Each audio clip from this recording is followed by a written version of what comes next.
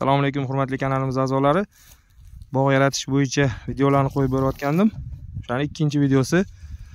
Mana bugun biz tomchilatib sug'arish texnologiyasi bo'yicha yerga bir tonnali plastmassa bochka o'rnatdik, ya'ni ko'mdik. Mana buni tagidan shlanka orqali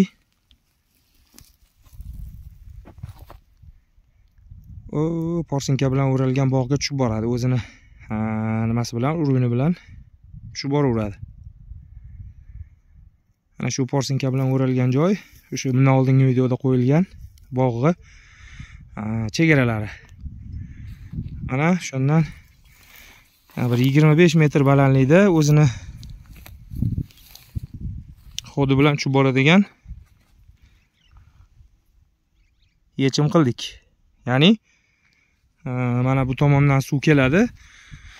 Shu buloqdan suv keladi, tog'i tagidan va mana shu bochkada jamlanadi. Bunda yig'ilgandan keyin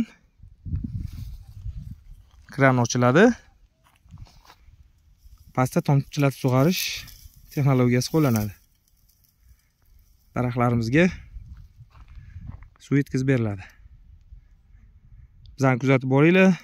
Xudo xolasa amalga oshirgan ishlarimizni har birini ko'rsatib boramiz. Xudo xolasa bog'imiz chiroyli bog'ga aylanadi. Mana shunaqa joyda joylashgan, tog'i tagida, Parkent tumanida.